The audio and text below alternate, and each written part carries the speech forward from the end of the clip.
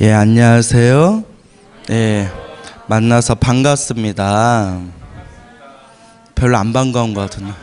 예, 그래. 날씨가 더워요, 그죠? 아, 막 짜증나요. 내 수행이 부족한가 봐.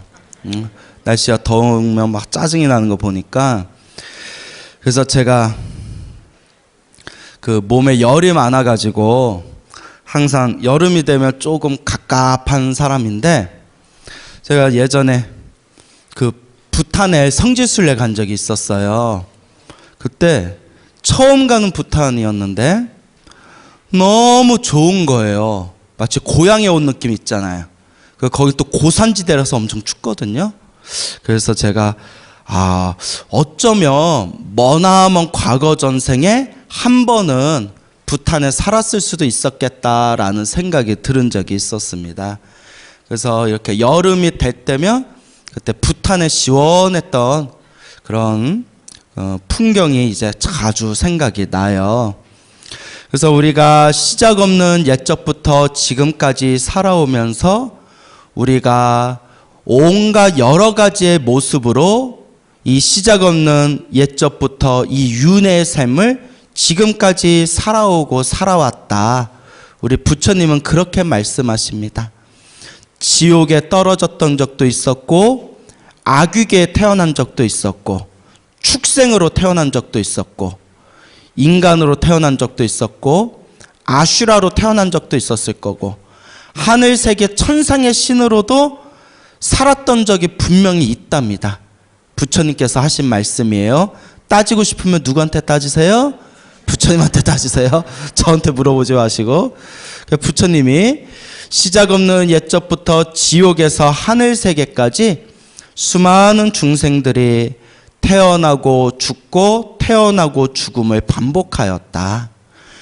그래서 그와 같이 우리가 끝없는 윤회의 삶 속에서 우리가 몸과 말과 생각으로 지었던 그 모든 정보가 다 우리 마음 안에 저장이 돼 있대요. 어디 안에 저장돼 있다? 마음. 그 마음의 작용 중에서도 우리가 지었던 모든 업보, 우리가 지었던 모든 업의 정보를 저장하고 있는 마음의 작용, 그 마음의 창고를 아뢰야식이라고 해요. 무슨 식? 예, 절에 다니면 한 번쯤은 들어보셨을 거예요. 아뢰야식. 그래서 팔식이라고도 불러요. 팔식. 예, 8번째 식이다 해서 팔식이라고 하는데, 옛날 옛적에 어떤 사람이 있었어요. 이 사람이 살아가는 게 너무 힘들고 괴로운 거예요. 그래서 살다 지쳐가지고 너무 힘들고 지쳐서 죽어야지 내가 죽어야 이게 다 끝나지 싶어가지고 저기 절벽 위에 올라갔대요. 절벽 위에 올라가서 밑으로 떨어져서 죽으려고. 절벽 위에 딱 올라가서 세상, 그 눈앞에 펼쳐진 세상의 풍경을 한번 싹 살펴본 뒤에 막 뛰어내려서 죽어야지 하는데 갑자기 절벽 위에서 막 돌 내려가요 라는 소리가 들리는 거예요. 그 위에서 절벽에서 막 돌이 꽝꽝꽝꽝 하고 돌이 막 떨어지니까 그 산 위에 있던 사람이 그 돌 내려가요, 돌 맞아요.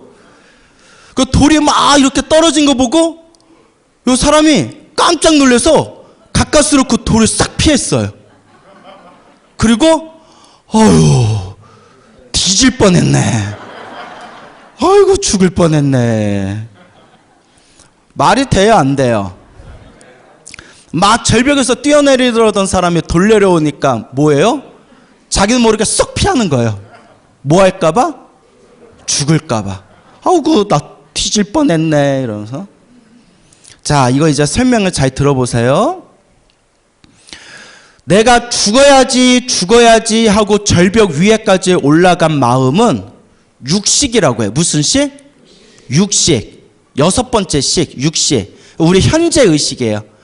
여러분 지금 법문 듣고 있는 그 마음, 요 대적강전에 앉아있는 그 마음, 법문 끝나면 일어나서 내려가서 밥 먹는 그 마음, 법문 끝나지도 않는데 나가가지고 밥 먹는 그 마음, 밥 주지 말아야 돼 아주 그냥. 네. 그 몇 식이다? 육식이에요. 육식. 그러니까 현재 지금 살아 숨쉬는 의식이에요.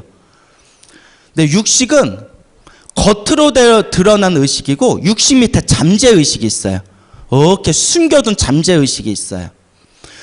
내가 죽으려고 하던 마음, 죽으려고 절벽 위에 올라온 마음이 육식이었는데 돌이 굴러 떨어지니까 자기도 모르게 쏙 하고 피한 마음은 칠식이에요. 몇 식? 예. 그 자기도 모르게 어이구 나 죽을 뻔했네 했던 그 마음. 요 칠식을 말라야식이라고 해요. 무슨 식? 말라야식. 내 것에 집착하는 마음이에요. 그러니까 여러분들이 일어나고 밥 먹고 세수하고 걸어당기고 친구들하고 이야기 나누고 회사에서 일하고 집에 돌아와서 또 잠자고 그러다가 절에 와서 법문 듣고 기도하고 그게 육식이라고 했죠. 그 육식 밑에 칠식이 깔려 있는 거예요. 다 나예요. 내 거. 나라는 생각. 네? 예전에 딸그락 하지만 사찰에 있었는데 서울에서 유명한 사찰이었어요. 그래서 제가 이렇게 살고 있었는데 몇 년 살았는데 그 종무소 직원이 저를 그렇게 좋아했어요. 저를 안 좋아할 수 있겠습니까마는 엄청 나보다 연세가 조금 있으셨는데 근데 이제 결혼도 하시고 가정도 있는 분인데 저를 참 좋아했어요. 저 지나갈 때마다 우리 광우 스님 지나간다. 항상 그랬던 분인데 어느 날 제가 그 종무소에 일이 있어서 이렇게 종무소 와서 이렇게 문 열어놓고 대화를 하고 있는데 갑자기 저를 좋아하던 그 종무소 직원이 으악! 이러는 거예요. 으악! 하고 뛰쳐나오더니 나를 확 밀치고 밖으로 후다닥 나가는 거예요. 정의루가 왔대. 정의루. 연예인 정의루라고 아세요? 네, 몰라요? 옛날 해를 품은 달인가 해품달에 그 주인공이 있고 또 주인공이 좋아하던 여자애랑 삼각관계 있었던 그 남자 아시죠? 그거 싹 지나가니까 으악! 하더니 누구를 미치고? 나를 미치고 내가 좋다면서. 그래서 나는 나 좋다는 사람은 이제 안 믿어요. 다 개떡 같아. 예. 그래가지고 그 보살이 나중에 미안하다면서 제가 왜 그랬는지 모르겠어요 그러는 거예요. 그게 무슨 식? 예, 칠식이에요. 칠식. 나라는 작용. 내 것. 그러니까 현재 의식의 이서행은 저를 미쳤겠어요 안 미쳤겠어요? 근데 칠식의 작용이 어머 정의로다 야 비켜봐 하면서 그러면서 이제 밀어내고. 자, 그래서 그 사람이 살아왔던 모든 삶의 흔적 그리고 내가 죽어야지 절벽에 올라갔던 그 모든 정보 그리고 절벽에서 돌이 내려오니까 자기도 모르게 쏙 피했던 그 말라야식 칠식의 작용 이 모든 게 하나도 빠짐없이 다 저장된대요. 하나도 빠짐없이 완벽하게 저장된대요. 우리가 컴퓨터를 하고 나면 컴퓨터에서 내가 어디에 들어가고 뭘 받고 무슨 작업을 했는지가 컴퓨터에 다 정보가 저장돼 있잖아요. 그죠? 이와 같이 모든 걸 다 저장하고 있는 그 정보 창고 모든 업을 다 저장하고 있는 그 마음의 창고를 뭐라고 한다고 했죠? 팔식, 아뢰야식인 거예요. 문제는 이번 생에 끝나는 게 아니라 그 아뢰야식에 저장되어져 있는 그 정보, 그 정보의 에너지들이 내가 다음 생 어떤 몸으로 태어날지, 어떤 세계로 태어날지, 어떤 인간들을 만나게 될지, 어떤 상황과 어떤 일들이 펼쳐지게 될지 그 모든 좋은 일과 나쁜 일들을 결정짓게 돼요. 그게 바로 아뢰야식의 작용이에요. 즉 여러분들 지금 이 자리에 모여있는 여러분들 이번 생에 태어나서 지금 여기 앉아있는 이 순간까지 이 모든 게 여러분들이 지었던 과거 전생 업의 인연에 의해서 아뢰야식이 만들어 놓은 세계고, 지금 이 순간 여러분들이 지었던 몸과 말과 생각의 정보가 또 어디에 다 저장된다? 아뢰야식에 또 저장되고, 또 그 저장되어진 그 아뢰야식에 또 무엇을 만든다? 다음 생을 또 만드는 거예요. 그래서 이것을 화엄경에서 퉁쳐가지고 일체유심조 5글자로 표현한 거예요. 모든 게 다 무엇이 만들었다? 마음. 그 모든 것이 다 마음이 만들었는데 마음도 작용이 복잡하잖아요. 그 복잡한 작용 중에서 모든 업을 다 저장하고 있고, 저장되어진 업으로 인해서 모든 것을 펼쳐내는 그 마음의 작용을 아뢰야식이라고 그 선지식들께서는 표현을 하신 거죠. 그러니까 이것을 우리 큰 스님들은 그냥 뭐 아뢰야식이니 일체유심조니 이런 말도 어려우니까 우리 불자들 그냥 한마디로 쉽게 알아들으라고 하신 말씀이 다 업대로 산다. 무엇대로 산다? 업대로 사는 거예요. 스님, 저는 사는 게 너무 힘들고 괴롭고 답답해요. 아유, 전생에 좀 잘 살지 라고 하면 또 돼요, 안 돼요? 또 삐져요. 스님이 자비심이 없어서 말을 그렇게 한다고. 예. 그럼 이제 어떻게 해야 되겠어요? 불자님, 우리 앞에 펼쳐진 행복과 불행이 다 과거 전생 내가 지었던 업의 인연입니다. 그 업은 다 누가 지은 겁니다? 내가 지은 겁니다. 그 내가 지은 업보대로 이번 생에 내가 받는 거라고 합니다. 그럼 누가 닦고 누가 풀어야 됩니까? 내가 닦고 내가 풀어야 됩니다. 라고 불교에서 이제 여러분들에게 스스로 닦아야 된다. 모든 것이 인연법이고 인과법이다. 라고 말씀을 드리는 겁니다. 그래서 내가 지은 몸과 말과 생각으로 지은 그 모든 업의 정보가 아뢰야식에 저장된다고 했죠. 그 저장되어진 업의 정보를 전문 용어로 업종자라고 해. 뭐라고 한다? 그래서 업종자, 업의 씨앗. 야, 이 과일이 왜 이러냐? 그 종자가 안 좋아. 그리고 또 사람한테 쓰는 표현은 안 되겠지만, 야, 저 망나니 새끼 왜 한번 지정부 사람한테 삿대질했네요. 나도 모르게 이래버렸네. 야, 저 망나니 새끼 왜 저러냐? 아우, 저 새끼 종자가 안 좋아. 뭐 이런 표현 있잖아요. 물론 사람한테 쓰면 안 되는 표현인데, 이제 말을 막 하는 분들 중에 그런 표현 있잖아요. 아, 저놈은 종자가 안 좋아.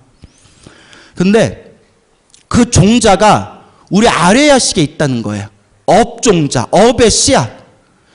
내가 선업을 지으면 선업을 지은 대로 선업종자가 있고, 악업을 지으면 악업을 지은 대로 악업종자가 있는 거예요. 선업종자와 악업종자가 뒤섞여가지고 선업은 선업대로, 악업은 악업대로 그대로 내 업의 인연이 펼쳐지는 거예요. 잘생기고 멋지게 태어나는 거는 선업종자일까요? 악업종자일까요? 선업종자죠. 근데 여러분, 예쁘고 잘생기게 태어났는데 그 예쁘고 잘생긴 것 때문에 막 사람들한테 막 노략질 당하고 막 겁탈 당하고 술집에 가가지고 막 웃음 팔게 되고 이래버린다면 이거는 선업종자인가요? 악업종자인가요? 예쁘고 잘생긴 거는 선업종자라고 했잖아요. 근데 그 예쁘고 잘생긴 것 때문에 미인 박명이라고 하죠. 미인은 오래 살아요? 수명이 짧아요? 여러분도 오래 살겠다. 야. 예, 이렇게 얘기를 여러 속으로 니나 잘해라. 분위기가 막 험악해지네요. 예, 제 말에 신경 쓰지 마세요. 예. 그러니까 선업과 악업이 막 뒤섞여 있는 거예요. 어떤 연예인은 너무 예뻐가지고 어렸을 때부터 어머 쟤는 연예인 되면 슈퍼스타 될 거야. 어쩜 저렇게 예쁠까. 어렸을 때부터 그 소리를 들어서 연예계에 진출했는데 일이 하나도 안 풀려가지고 결국은 쓸쓸하게 자살해서 세상을 떠난 연예인도 있고 실제로 있는 분이에요. 근데 이제 이런 거는 실명을 댈 수가 없잖아요. 안 좋게 돌아가신 건데. 어떤 분은 아유 저 인간은 커서 뭐가 되려나, 저 인간은 커서 몰라 되려나, 저 양아치 같은 놈은 커서 뭐가 되려나 했는데 그 양아치 같은 놈이 우리나라 양아치 연기계의 최고 배우가 돼가지고 그래서 우리나라에서 가장 잘 나가는 배우가 된 사람도 있고. 희한하죠. 선업과 악업의 종자가 다 이렇게 뒤섞여 있는 거예요. 어떤 사람은 초년운이 좋았는데 중년운이 나쁜 사람이 있고, 어떤 사람은 초년운도 좋았고 중년운도 좋았는데 말년운이 나빴던 사람도 있고, 어떤 사람은 초년운, 중년운 그렇게 힘들게 살았는데 말년운에 활짝 핀 사람도 있고, 어떤 사람은 부모복은 있었는데 남편복이 없는 사람이 있고, 어떤 사람은 부모복도 있고 남편복도 있었는데 자식복이 없는 사람도 있고, 어떤 사람은 부모복, 남편복 하나도 없었는데 말년에 무슨 복이 있어요? 자식복이 있어서 말년에 또 편안하게 살다 가신 분이 있고. 이 선업과 악업, 내가 지은 업의 인연이 막 뒤섞여 가지고 우리 중생을 한 치 앞도 알 수가 없어요. 그래서 옛날 큰 스님께서 하신 말씀이 중생이 지은 업의 인연은 마치 거미줄과 같다. 뭐와 같다? 촘촘한 거미줄과 같아서 시작과 끝을 알 수가 없대요. 그러니까 한마디로 내 업을 내가 정확하게 알 수가 없어요. 오직 부처님만이 완벽하게 알 수 있대요. 그런데 부처님께서 하신 말씀이 깨달음을 얻지 못한 중생은 자기의 업을 처음과 끝을 완벽하게 알 수는 없지만 딱 하나, 이거 하나만 기억하면 된다. 부처님께서 우리 무지몽매한 중생에게 하신 말씀, 이거 하나만 기억하면 된다. 결국 선업이든 악업이든 내가 지은 업은 누가 받는다? 내가 받는다.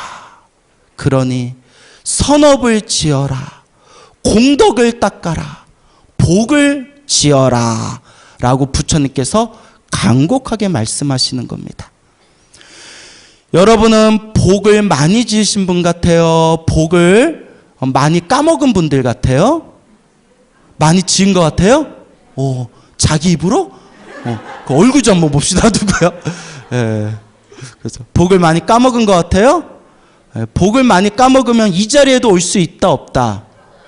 분명히 부처님이 말씀하셨지만 이번 생 사람으로 태어나 부처님 법을 만난 것 자체가 이미 복이 많은 사람들이래요. 그걸 자기들을 모르고 있다는 거예요. 그런 얘기는 그런 얘기는 대놓고 하지 마시고. 예. 나 부끄럽잖아. 예. 그래요? 이번 생에 사람으로 태어나 부처님 법을 만난 것 자체가 이미 복이 많은 거다. 단 누가 닦아야 된다? 내가 닦아야 돼요. 내가 닦아야 돼요. 여러분들 복 많은 사람이에요. 근데 내가 닦으면 돼요.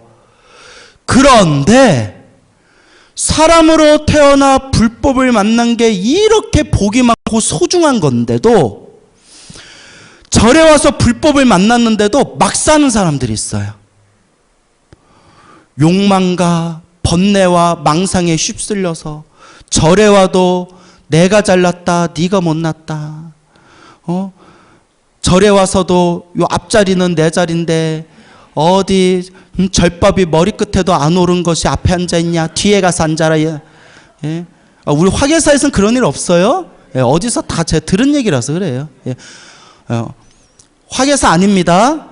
내가 이 억울함을 내가 풀기 위해서 어느 절인지 말할까요, 말까요?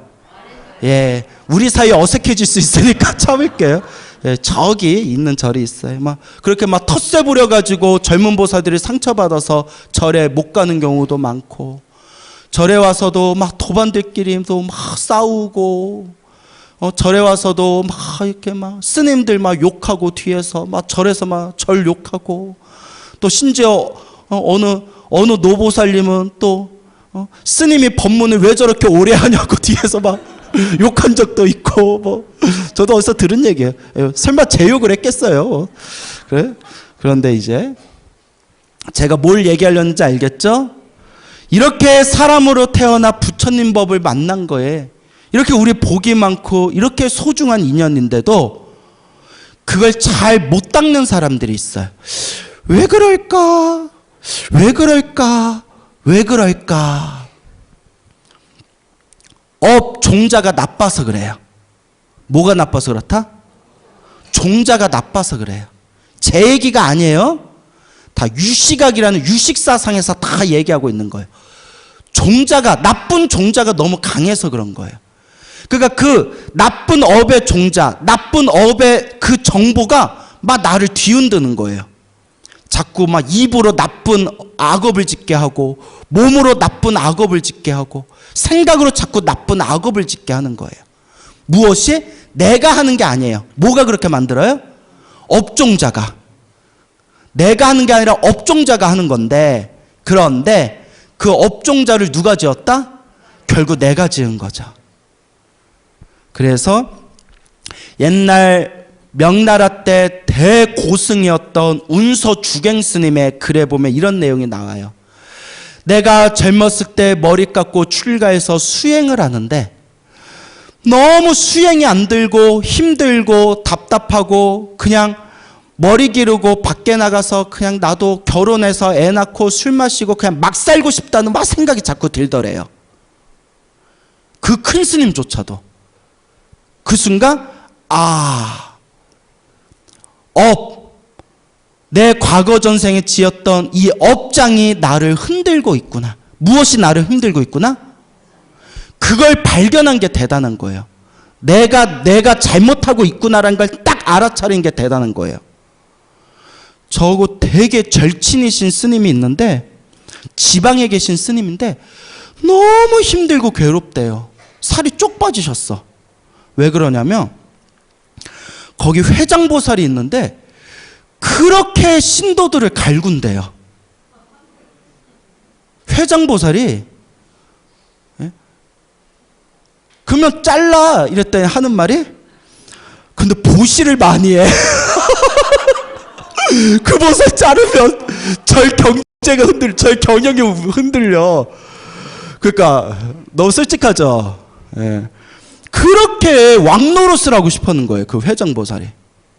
그래도 우리 화계사 회장님은 착해서 다행이에요. 회장님 사랑합니다. 예? 우리 회장님 참 좋으세요, 성품이. 그러니까 그 회장보살이 그래서 그렇게 법문을 해주고 차를 주고 그렇게 대화를 나눠도 당신 잘못한 걸 전혀 모른대요. 자기가 잘못했는데 무시하는지 아니면 정말 모르는지 자기가 잘못한 걸 인정을 안 한대요. 살다 이런 사람 처음 봤대요.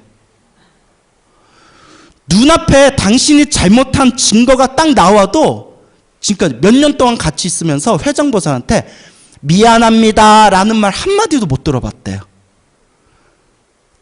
대신 돈으로 준대요. 그래서 이번에 내가 잘못했으니까 이거 뭐 절에 또 이거 뭐 좀 해주세요. 이렇게 미치고 팔짝 뛰는 거죠. 그 스님은 어쨌거나 절을 운영해야 되잖아요. 그러니까 그리고 그 회장보살이 조금만 자기 마음을 잘 닦고 보시공덕도 많이 짓는 그런 공덕주 보살이니까 그 보시공덕 짓는 그 선업의 힘으로 사람들을 좀 편안하게 우러러주면 포용해주면 만사가 다 풀릴 것 같은데 되더라 안 되더라. 그러면서 그 큰 스님이 하신 얘기가, 광우 스님이 소나무에서 그러더라. 그런 인간을 만난 것도 누구 업이라고? 내 업이다. 그러면서 산대요. 나도 요새 소나무 보면서 힐링하고 있어. 저런 인간 만난 것도 내 업이다. 내 업이다. 이제 주지 소임 몇 년 안 남았으니까 조금만 참자. 아유, 나무 아미타불입니다. 나무 아미타불. 여러분들은 안 그러실 거죠? 진짜죠? 믿을 수가 있어야지. 그래서 그 은소 주갱씀이 내 마음, 무엇이 나를 흔드는구나? 업장. 내가 지금 업종자, 그 악업의 종자가 탐욕과 성냄과 어리석음의 그 종자가 나를 흔드는구나. 그리고 하염없이 부처님께 절을 올리면서 눈물을 흘리고, 절을 올리면서 눈물을 흘리고, 몸으로는 절을 하고 입으로는 염불을 하고 마음으로는 거룩하신 부처님, 시작 없는 옛적부터 제가 지었던 탐욕과 성냄과 어리석음의 그 모든 업보가 소멸되기를 간절히 발언합니다. 절하고 염불했더니 호련히 어느 날 가슴에 뭐가 꽉 막혔던 그 무언가 벽돌 같은 게 슉 하고 내려가는 그런 체험을 하면서 마음에 흔들리고 마음이 방황하던 그 업장의 에너지가 어느 날 싹 사라짐을 느끼게 되었고, 그날 이후부터 오히려 수행에 더 깊이 정진할 수가 있었다. 불자들이여, 나도 평생 오로지 수행만 하겠다라는 마음으로 출가했는데 이런 나조차도 이런 힘들고 괴롭고 방황하는 시절이 있었다. 이 업장을 다스리는 것은 오직 부처님의 가피밖에 없다. 불자들이여, 그대 마음의 업장이 내 몸과 말과 생각을 뒤흔들 때 간절히 부처님께 발언하고 간절히 부처님께 예배 염불하여라 라고 간곡하게 말씀하시는 운서 주갱스님의 가르침이 있습니다. 그래서 큰 스님들의 한결같이 하신 말씀이 속지 말아라. 뭐 하지 말아라? 그런데 남에게 속지 않는 건 차라리 쉽다. 네 마음에 속지 말아라. 누구 마음에 속지 말아라? 내 마음에 속지 말아라. 내 마음에 속지 말아라. 근데 우리는 다 속아. 우리는 다 속고 있어. 그래서 내 마음에 내 게 아니에요. 내가 지었던 업의 인연의 종자들이 나를 뒤흔들고 있는 거예요. 선업은 선업대로, 악업은 악업대로. 그래서 항상 발언하셔야 됩니다. 부처님, 늘 복과 선업과 공덕의 종자를 심겠습니다. 부처님, 항상 절을 올리고 항상 예배하고 항상 염불하고 항상 기도하고 항상 수행하면서 내 아뢰야식에 있는, 내 마음 창고에 있는 악업의 종자를 소멸하게 했습니다 라는 마음으로 꾸준히 닦기 바랍니다. 오늘 여기서 마치겠습니다. 성불하십시오.